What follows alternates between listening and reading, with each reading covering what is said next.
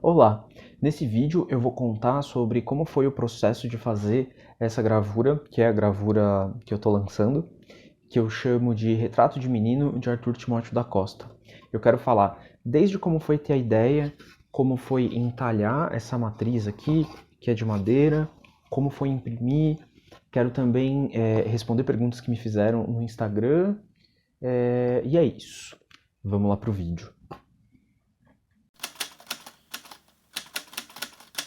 Meu nome é Vitor Alarcon, esse é o Minhas Gravuras, o canal onde eu falo das minhas gravuras e falo um pouco sobre como fazer gravura. Então, se você gosta de arte e quer aprender essa linguagem, essa técnica, se inscreve no canal e faz essas coisas todas. Antes de falar dessa gravura em específico, eu quero falar um pouco do que é gravura.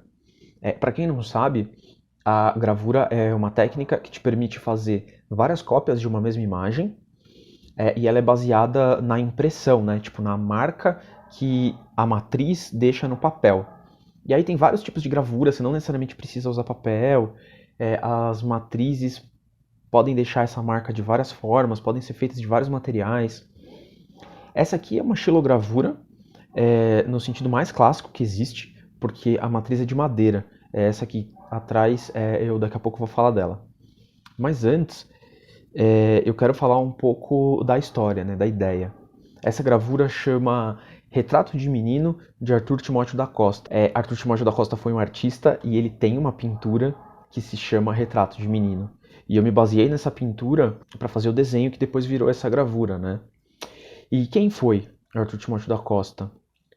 A gente está acostumado, às vezes, assim, a ouvir falar dos impressionistas, do Monet, do Cézanne, do Matisse e tal. E aqui no Brasil parece que tem um vácuo nessa época, assim, né? A gente não ouve falar dos impressionistas brasileiros, parece que não existiu. E na verdade existiu. E o Arthur Timóteo da Costa é um deles. Eu não vou ficar falando muito, assim, da obra deles, acho interessante se você tiver curiosidade jogar no Google e dar uma olhada, porque tem bastante coisa.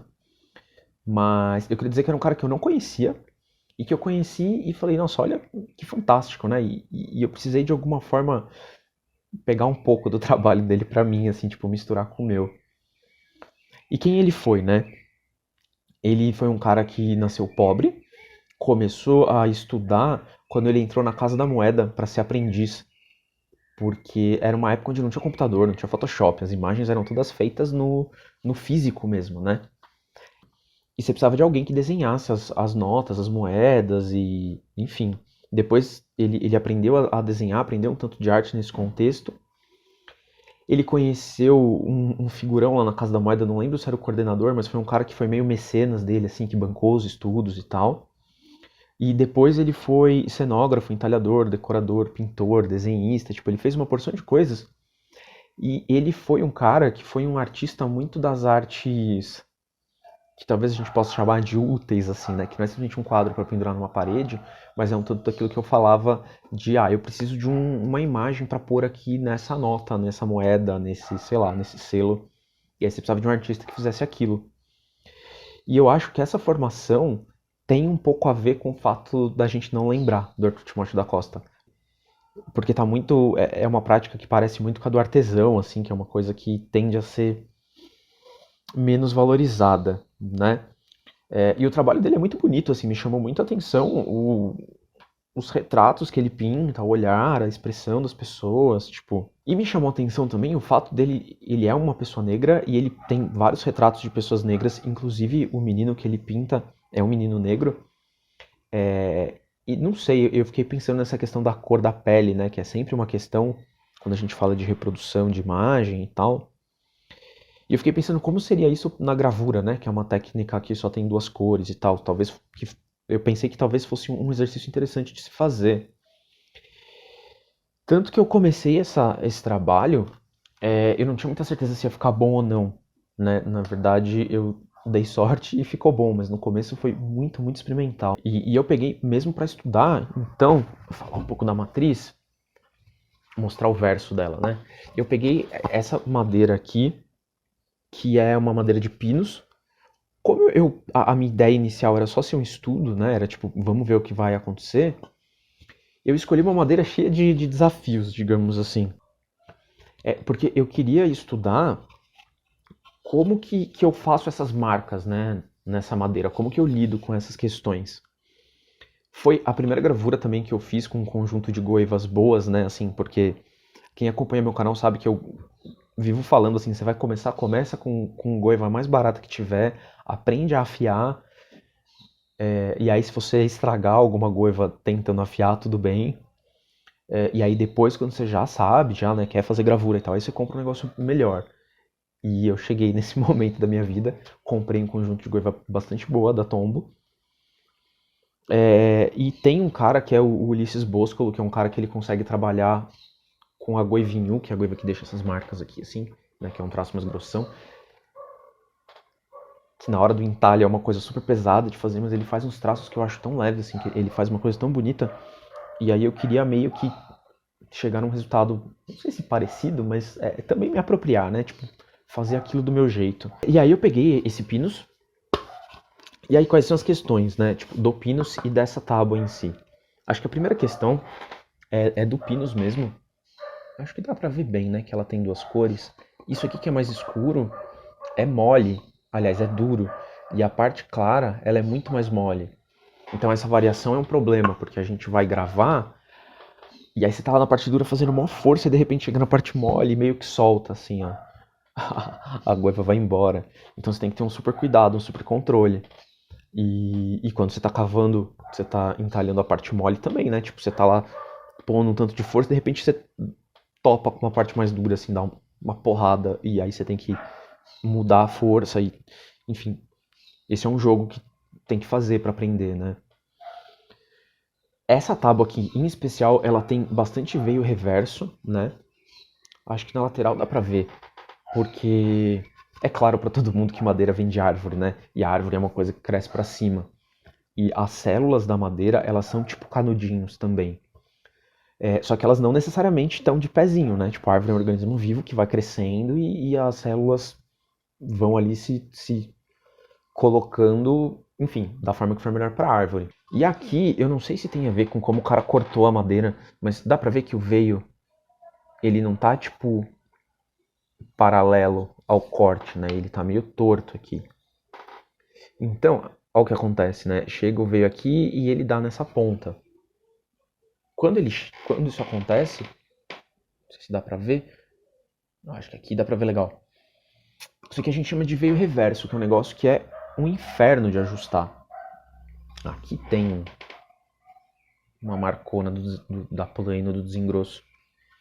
E eu queria saber como que eu vou lidar com isso, né? Porque em geral você lixa até a madeira ficar bem lisa e aí você passa o desenho e aí você começa a entalhar. Só que tem essa parte que não dá. Basicamente não tem muito, né? Tipo, a lixa não resolve. Então esse foi um desafio que eu topei também. Essa tábua, ela em específico, eu não sei se na câmera vai dar pra ver também. Enfim, mas ela tá. Essa ponta tá mais baixa e essa ponta tá mais pra cima. Então ela não tá reta. E aí na hora de pôr na prensa, isso também é uma questão. E ela tem vários buracos, que não dá pra ver muito bem, mas se você olhar aqui na sobrancelha dele, tá vendo que tem alguns sulcos aqui que não foi tinta? Isso aqui é porque essa parte tá mais funda. Aqui em cima tem também uma mistura de veio reverso com uma coisa mais funda. Tipo, tem várias questões assim que eu topei lidar, né? O que eu fiz basicamente foi colocar o desenho de forma que todo o veio reverso viesse pra cá. Porque como é uma figura de uma pessoa, eu acho que o rosto, principalmente os olhos, precisam estar muito definidos, né? O resto, sei lá, acho que meio que tudo bem ter uma falha, alguma coisa assim. E eu quero mostrar um pouco de como que isso fica na hora da impressão, né? Essa aqui é uma prova que tá num papel offset, que é um papel mais fininho. E foi das piores provas, é por isso que eu quero mostrar, né? Tipo, pra mostrar bem o que aconteceu com ela. Primeiro, os veios reversos, que é basicamente toda essa parte aqui que tá borrada. E aí o que acontece? Se você olhar essas aqui, que eu não vou tirar da parede, você vai ver que tem algumas que não tá com esse borrão aqui, né? Que a tinta pegou nessa parte. Só que para conseguir esse efeito, eu preciso carregar muito a matriz. Então essa parte sai mas vários desses tracinhos aqui que vão formar a orelha, ou que vão pegar essa parte aqui em cima do rosto e tal, a tinta meio que invade isso na hora de imprimir e você perde esse traço. Então, para mim isso foi um desafio, né, de quanto de tinta que eu coloco nisso aqui para sair um resultado bacana, né? Porque não vai pegar, eu não vou conseguir imprimir com definição a orelha e os traços do rosto. Aí tem uma outra coisa que essa aqui até que tá boa, né? Tem algumas que ficaram piores, mas que esses 3 traços ficavam uma única bola branca. Mas isso aqui é só ter cuidado, né? Na hora de entintar, você passar o cantinho do rolo.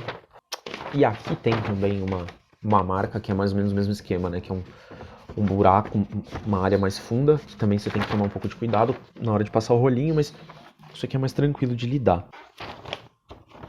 E por causa do tamanho da matriz, eu queria usar um papel maior. Eu acho importante deixar essa margem aqui, eu acho que é um troço que valoriza a imagem, faz ficar bonito, enfim. E aí eu quis usar um papel de uma gramatura maior. Só que o que acontece? Quando você põe um papel de uma gramatura maior na prensa, usando uma matriz toda cheia de buraco, de irregularidade, você não vai conseguir imprimir, tipo, vai ter muita coisa que você não vai conseguir imprimir, porque a prensa bota pressão numa parte, né? Ela põe pressão de modo uniforme numa parte. Então, se tem um buraco, ela vai pressionar assim, o papel não vai entrar. E esse fundinho aqui não vai sair, que é o caso da sobrancelha que eu mostrei. Então, que solução que eu consegui? Primeiro, a questão de tomar muito cuidado na hora de entintar. Eu fiz várias provas para ter certeza de que eu estava sabendo de todas as imperfeições, assim, todos os lugares que eu precisava checar. E depois eu precisava de um papel que na hora de imprimir, talvez isso aqui seja um pouco de exagero, né? Acho que é mais uma coisa assim. Na hora de imprimir, esse papel conseguisse ser empurrado para dentro desse buraco. E qual que é, né, a estratégia para o papel ficar mais maleável? Não sei se maleável é a melhor palavra, mas se você molha o papel, ele adquire essa característica, assim, né, de conseguir ser mais maleável, assim, de se assentar melhor na matriz. Só que para molhar o papel, não dá para ser esse offsetzinho aqui. Se você molhar esse papel fininho, quando você for tirar, uma parte vai ficar na matriz, assim, tipo, não vai dar certo. Então tem que ser um papel mais grosso, né? Eu usei um Canson de 200 gramas. E aí tem uma outra questão, que a minha prensa, ela é um dedo, né? Tipo, a área de impressão, ela é um dedo menor do que o papel. Então eu tive também que dar uma levantada, assim, e pôr... inclusive as 2 primeiras provas que eu fiz com papel mais grosso não deram certo por causa disso, porque tem uma questão de que se ela não entra retinho, ela vai acabar batendo em algum lugar e vai rasgar. Mas eu sou teimoso, assim, eu não vou deixar de fazer isso por causa do tamanho. E eu quero que elas tenham todas o mesmo tamanho, então eu também não vou ficar cortando papel, porque, enfim, não vai sair bom. E eu gostei bastante do resultado, assim, as primeiras não deram certo, mas depois que eu peguei a mão de como colocar, como levantar, a coisa funcionou bastante bem. O resultado da impressão no papel Canson é muito melhor do que nesse papel, e quando o papel Canson está molhado, ele deixa uma textura que é uma coisa também muito, muito, muito bonita. E aí no final eu resolvi topar essa gravura, assim, tipo, perceber que não foi um mero teste que deu certo, né, mas assim, é um trabalho que valia a pena fazer uma edição de verdade. Inclusive, porque tá molhado, eu vou daqui a pouco passar um videozinho mostrando o processo. Vocês vão ver que tem uma coisa enrolada num plástico, assim, uma sacola plástica que tá visualmente horroroso. Mas é porque a prensa tem um feltro. E esse feltro é um troço que é super delicado, super específico, assim, e eu não queria estragar. Então, para evitar de molhar, eu pus algumas folhas de papel e, né, entre a gravura, que é a folha molhada, e o feltro, eu pus várias folhas de papel, assim, um papel meio rascunhão, e embrulhei o feltro no plástico. Ficou feíssimo, assim, tá horroroso, mas para imprimir ficou maravilhoso, porque eu garanto a função do feltro e garanto que eu não vou estragar ele. E é isso. Vamos lá ver um pouco desse processo aí. E eu já volto para responder as perguntas que eu recebi no Instagram. E antes de ir pro vídeo, tem umas partes que eu tentei dar o zoom e, enfim, a captação da imagem não tá das melhores. Então eu já peço desculpas.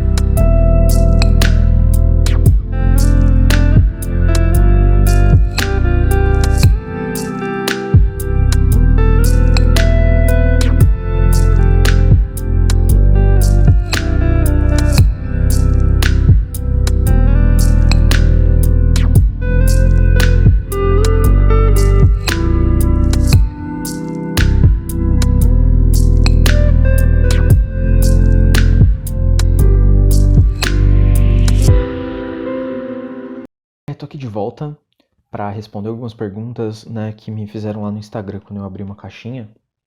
Se vocês repararem alguma diferença, é porque na hora da edição eu perdi essa parte, eu tô tendo que gravar de novo, tá? Talvez tenha algumas bagunças aqui que não tinham e tal, mas acho que isso não vai atrapalhar. Foram 4 perguntas. A primeira pergunta é desde quando eu trabalho com Chilo. Foi no comecinho de 2020, assim. E aí eu usei um pouco o ateliê da Unesp, e aí veio a pandemia, e aí, enfim, tive que fazer um ateliê aqui em casa. Mas eu acho que eu estudei muito intensamente durante esse tempo, então acho que eu aprendi bastante coisa. Você vê em horas, assim, acho que tem muito tempo aí de estudo, apesar do tempo curto. Outra pergunta é por que fazer estilogravura? E aí eu acho que tem muitos motivos. Primeiro, acho que por causa dos materiais, assim. A primeira coisa que eu fiz, assim, que parecia com arte foi estudar marcenaria. Então, eu tenho muito essa questão da madeira, né, de gostar de mexer nesse material. E da marcenaria também vem a questão de mexer com as ferramentas, né, com o metal da goiva, da serra, dessas coisas. E depois tem uma outra etapa, né, que é a etapa da impressão, que é diferente. E eu gosto de processos, assim, que são não complicados, mas que são complexos, né, que são várias coisas que você precisa fazer para depois chegar num resultado. Tem também a questão de que é um tipo de trabalho que é reprodutível, né? Então eu consigo fazer a minha arte circular sem necessariamente precisar me desfazer dela. Claro que tem a questão da estética, né? Do preto e branco, do traço ser uma coisa mais forte, assim, mas né, é literalmente feito a faca e tal. Por isso eu gosto muito da xilogravura. Outra pergunta foi sobre a diferença entre fazer cópia e fazer a releitura. Para mim, fazer cópia tem a ver com você mentir para a pessoa, né? Ou você faz uma coisa e fala que não foi você que fez, tipo, eu pinto um quadro e falo que é um quadro do Monet e tento vender como se fosse, né, um quadro de um expressionista, ou ao contrário, eu pego alguma coisa que alguém fez e pego para mim, assim, tipo, pego uma ideia que não é minha e uso como se fosse minha. E claramente isso é não só errado, enfim, de vários pontos de vista, mas é uma coisa que para a arte não faz sentido, né? Tipo, a arte tem a ver com o que eu faço e quem sou eu. Se eu me aproprio do trabalho do outro, assim, se eu copio o trabalho do outro, eu acho que perde completamente o sentido. O que é diferente de fazer uma releitura, fazer uma citação, que é o que eu estou fazendo. Claramente, a minha gravura não quer se passar pelo trabalho do, né, o retrato de menino. E mas ao mesmo tempo cita, né?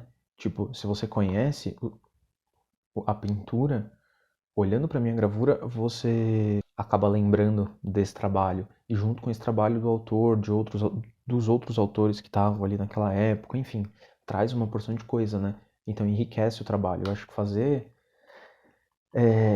não só releitura, mas fazer todo tipo de citação super enriquece a obra. E a quarta pergunta que me fizeram foi sobre a diferença dos processos, porque eu sempre fiz gravando em MDF e agora eu peguei uma tábua de madeira, né, madeira maciça, então tem suas diferenças, né?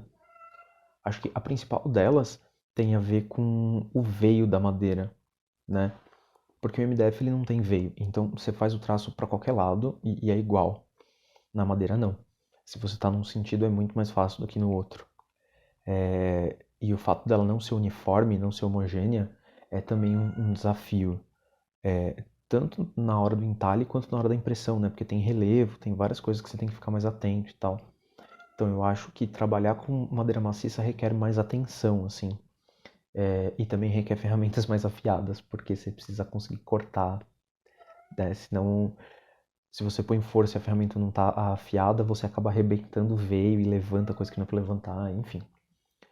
Mas eu gostei bastante, na verdade. Eu quero muito pegar outros tipos de madeira, madeiras mais duras, madeiras mais moles. Faz diferença e vale a pena, mas sempre com cuidado de lembrar que madeira é biodiversidade, né? Então não é qualquer espécie de madeira que você vai pegar para fazer estilo numa boa. Eu acho, enfim, acho importante levar isso em consideração. E para terminar esse vídeo, é claro que eu vou falar como que eu quero fazer para fazer meu trabalho circular, né? Que é basicamente vender os trabalhos. Isso é uma questão, né? Tipo, vender trabalho é sempre difícil e sempre tem vários problemas, mas eu resolvi que eu quero que o meu trabalho circule, que ele seja sustentável financeiramente, porque papel e tinta, né, é caro. Enfim, e aí tem o problema de como que você dá preço pra coisa, né? Que é um grande problema no mercado da arte, é como dar preço, como pôr um valor que seja financeiro. Eu acho que o valor em si é muito subjetivo, né? Cada pessoa gosta de um trabalho diferente, pode ter trabalhos que algumas pessoas amam e que outras não veem a menor graça e tal. Tem também a questão de que a arte não serve para nada efetivamente, né? Assim, não é que nem uma chave de fenda que serve para apertar um parafuso.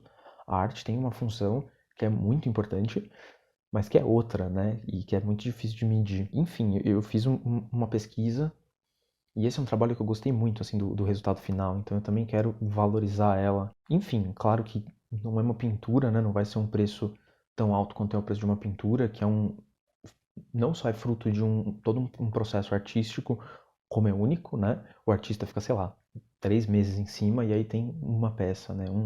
Uma pintura. Mas também, por mais que seja reprodutível, eu não posso vender por um preço muito baixo, porque é uma reprodução que é artesanal, né? Que é manual, cada cópia, apesar de ser uma imagem igual, não é exatamente igual, tem todo um processo aí e é uma tiragem super pequena, então também eu fiquei, fiz uma baita pesquisa para ter esse cuidado assim de valorizar o quanto o trabalho vale, né? Eu não posso vender um negócio que custa R$ 50 por R$ 10, assim, é quase mentir para a pessoa fazer isso, né? Para a pessoa que compra. Eu não vou falar de preço aqui, porque eu quero me sentir livre para quando eu quiser trocar o preço, eu posso trocar o preço sem ter que editar o vídeo. E os detalhes vão estar todos na descrição, assim, de tamanho da mancha gráfica, tipo de papel, essas coisas todas. Eu gostei muito desse trabalho. Mas eu quero muito que o meu trabalho circule e vá parar em lugares legais, com pessoas legais, que vá, né, fazer da vida das pessoas uma vida mais interessante, mais rica, mais, sabe? Porque, eu não sei, acho que quem já mudou de casa sabe como é que é, né? Você chega na casa que pode até estar bonita, pintada e tal, mas é meio morto, né? E aí, conforme você vai pondo decoração, você vai dando a tua cara e a arte eu acho que é tipo a cereja do bolo, assim. Eu acho que é importante a gente distribuir cereja no bolo das pessoas. É isso. Muito obrigado por ter assistido até aqui. O gato conseguiu se comportar até o final, mas, né, atacou meu fio. Enfim, mas muito obrigado por ter assistido o vídeo até aqui. Tem aquelas coisas que os youtubers pedem de se inscrever, assinar, me segue no Instagram, manda DM. Logo mais eu vou fazer canal no Telegram, newsletter, uma porrada de coisa. Acompanhe o trabalho, tipo, eu tô me esforçando muito para fazer coisas muito legais. Tô recebendo um feedback muito maravilhoso. É muito gostoso quando as pessoas vêm conversar e, enfim, eu fico muito feliz quando isso acontece. E é isso aí. Até a próxima.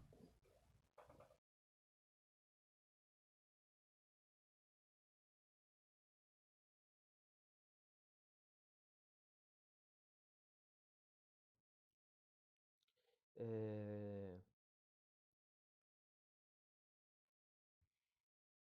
E agora?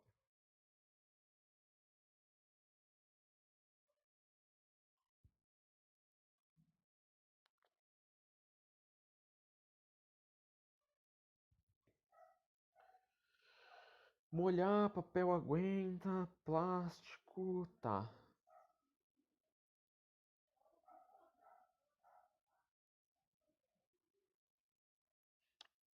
Tá. E aí eu quero mostrar um pouco como que isso fica quando vai pra... É hora de falar isso, peraí.